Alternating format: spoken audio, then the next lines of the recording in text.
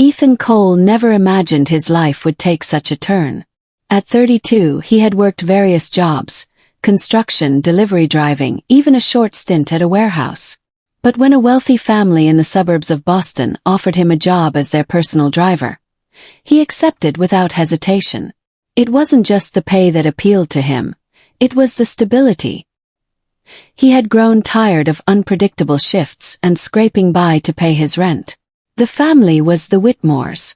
Charles Whitmore was a respected businessman with a reputation for being stern but generous to those loyal to him. His wife, Claire Whitmore, was known in the community for her charity work, her refined style, and the kind smile she always carried at public events. To most people, they were the perfect couple with a perfect life. The first time Ethan met Claire, she stepped into the back seat of the sleek black SUV he was to drive. She had a quiet elegance about her. Her blonde hair pulled neatly back, her voice calm yet commanding. She thanked him warmly for holding the door, and though it was only a simple gesture, Ethan noticed something in her eyes. There was a softness, a weariness that seemed at odds with the image she projected. First, his job was simple. He drove her to charity galas, luncheons, and social gatherings. Sometimes he dropped Charles off at meetings, though the man rarely acknowledged him beyond a curt nod. Ethan didn't mind. It wasn't his place to expect conversation. He kept his focus on the road, though he couldn't ignore the feeling that Claire was different. She often asked about his day, his background, and even offered small encouragements when he spoke about wanting to improve his life.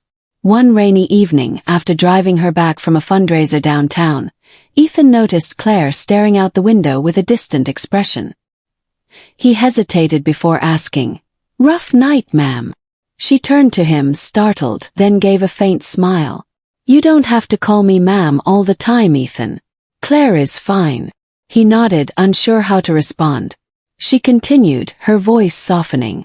"And yes, it was. Sometimes I wonder what all of it is for. The dresses, the galas, the small talk. It feels so empty." Ethan kept his eyes on the road, sensing she wanted to let something out. "I get that. Sometimes things look perfect on the outside, but inside it's different." Claire studied him for a moment, almost as if she hadn't expected someone like him to understand. That night something shifted. Weeks turned into months, and their conversations grew. Ethan learned she loved painting but rarely had time for it anymore. She confessed that her marriage, while steady, lacked the warmth it once had. Charles was constantly away, focused on expanding his empire, and when he was home, he was distracted. Claire felt like a guest in her own life. Ethan never pried, but he listened. That alone seemed to mean more to her than he realized. One afternoon, Claire asked Ethan to drive her to a quiet park instead of her usual luncheon. She carried a sketchbook with her. While she sat under a tree, sketching the landscape, Ethan waited in the car. After some time, she waved him over. "You don't have to sit in there. Come here. It's peaceful." He joined her reluctantly, sitting a respectable distance away. She showed him her sketches, gentle strokes of nature scenes that carried a softness her world rarely allowed. Ethan couldn't help but admire her talent. "You're really good," he said honestly. Her cheeks warmed at the compliment. "It's the one thing that makes me feel like myself again." They shared an unspoken connection in that moment, one that lingered long after. The boundaries of their roles blurred gradually. Ethan was still her driver, but he became someone she trusted, someone who saw her not as the polished wife of a powerful man but as a person with dreams and doubts. She, in turn, saw him not as an employee but as someone genuine, someone who treated her with honesty rather than flattery. But with that closeness came a silent tension. Ethan felt it every time her hand brushed his when he opened the door, every time her eyes lingered on him a little too long in the rearview mirror. He reminded himself constantly that this was dangerous territory. She was married, his employer's wife, and he was just the driver. Yet fate has a way of testing the strongest of resolves. One evening, after dropping Charles at the airport for an extended business trip, Ethan drove Claire back to the mansion. She asked if he would stay for dinner. "Just to keep me company," she said. He wanted to decline, but the loneliness in her eyes weakened his resolve. Dinner was quiet at first, filled with casual conversation. But as the night went on, the atmosphere shifted. Claire spoke candidly about her fears, of getting older, of being forgotten, of living a life that never truly felt hers. Ethan listened, his heart heavy with empathy.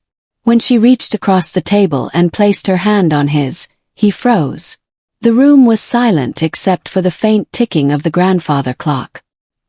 He knew he should pull away, but instead he let her hand rest there. "Ethan," she whispered, her voice trembling, "I don't know what this is, but it feels like the first real thing I've had in years." His breath caught, torn between duty and desire. "Claire, this isn't right. If anyone found out—" "I know," she said quickly, pulling her hand back. "I'm sorry. Forget I said anything." But he couldn't forget. Neither of them could. The days that followed were a blur of restraint and longing. Their conversations were laced with unspoken words, their glances charged with meaning. One rainy afternoon, as he held an umbrella over her while walking her to the car, she looked up at him, her face inches away. For a fleeting second, he thought she might kiss him. Instead, she simply whispered, "Thank you," and slid into the back seat. The forbidden nature of their connection made it all the more powerful. They never crossed the line, but the line became harder to see. It wasn't long before others noticed subtle changes. A maid once remarked that Claire seemed happier lately. Charles, oblivious, remained consumed by his work. But Ethan knew they were walking a dangerous path. One night, as Ethan prepared to leave after a late drive, Claire stopped him at the door. Her eyes glistened with emotion. "I don't know how much longer I can pretend, Ethan." He swallowed hard. "Claire, I care about you. More than I should. But if we take this further, there's no going back. It could ruin everything." She nodded, tears slipping down her cheeks. "I know. And maybe that's why we can't. But I needed you to know what you mean to me." Ethan felt his chest tighten. He wanted nothing more than to close the distance, to give in to what they both felt. But instead he stepped back. "You mean a lot to me too. Enough that I won't let you risk everything." Their connection remained, unspoken, undeniable, but restrained. Ethan continued working for the Whitmores, carrying the weight of what could have been.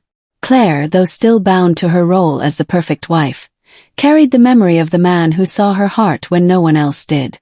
It was a forbidden connection, one neither of them would ever fully escape. And though they never crossed the final line, both knew that what they shared was real, something pure in the midst of a world built on appearances. For Ethan, it was a reminder that love sometimes comes in the most impossible of places. For Claire, it was proof that even in a gilded cage, her heart could still beat wildly for something true. And so, they remained. Two souls forever linked by a bond they could never fully claim, yet could never forget.